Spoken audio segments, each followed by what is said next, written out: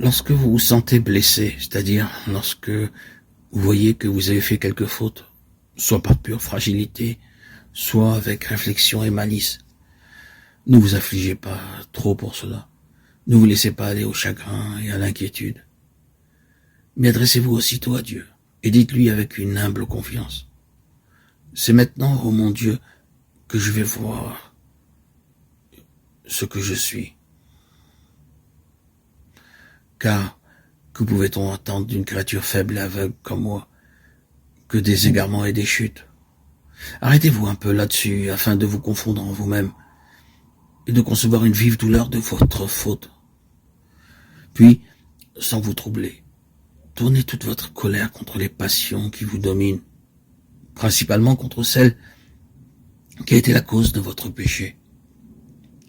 Seigneur, direz-vous, j'aurais commis de bien plus grands crimes si par votre infinie bonté vous ne m'aviez secouru. Rendez ensuite mille actions de grâce à ce Père des miséricordes.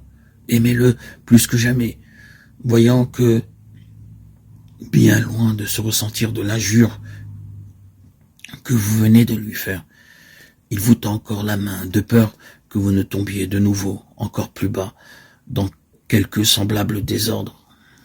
Enfin, plein de confiance, dites-lui: montrez-moi, ô mon Dieu, ce que vous êtes. Faites sentir à moi qui suis un pécheur humilié votre divine miséricorde.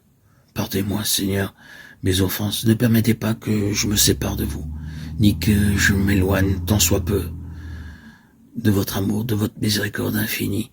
Fortifiez-moi, Seigneur. Fortifiez-moi de toute votre grâce, afin que je ne puisse plus vous offenser, plus jamais.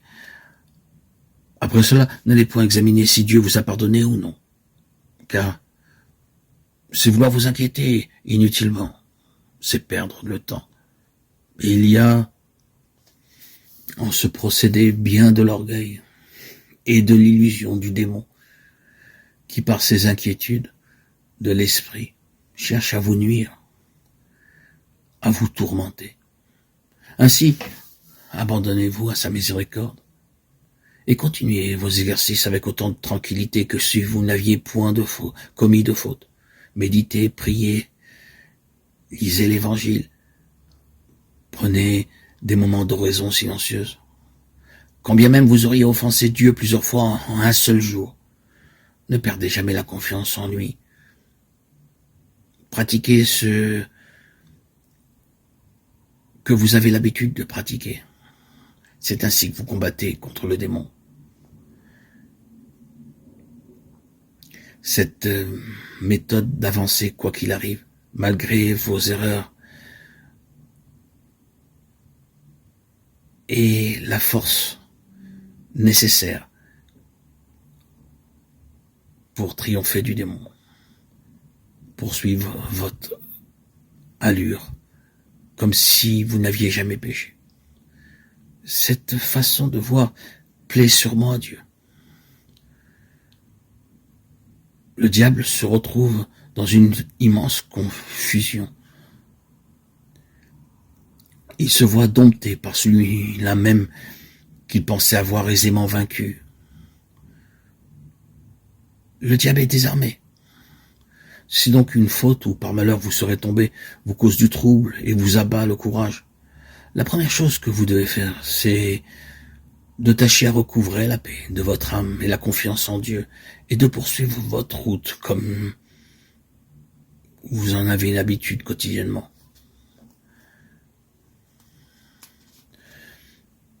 Il est vrai qu'il est dangereux de faire le mal et que nous devons tout faire pour l'éviter. Mais reconnaissons que tel que nous sommes faits, il nous serait dangereux de ne faire que du bien. Nous sommes marqués par le péché originel. Nous avons une tendance tellement racinée à l'orgueil qu'il nous est très difficile et même inévitable de faire quelque bien sans nous l'approprier un peu, sans l'attribuer au moins en partie à nos capacités, nos mérites, notre sainteté.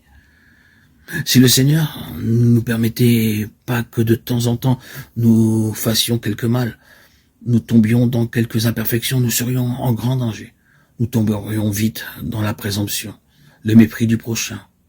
Nous oublierons que tout vient de Dieu gratuitement. et rien autant que cet orgueil n'empêche l'amour vrai. Pour nous préserver de ce grand mal, le Seigneur permet parfois un mal moindre, qui est de tomber dans quelques défauts. Et nous devons le remercier pour cela. Car sans ce garde-fou, nous serions en grand danger de nous perdre.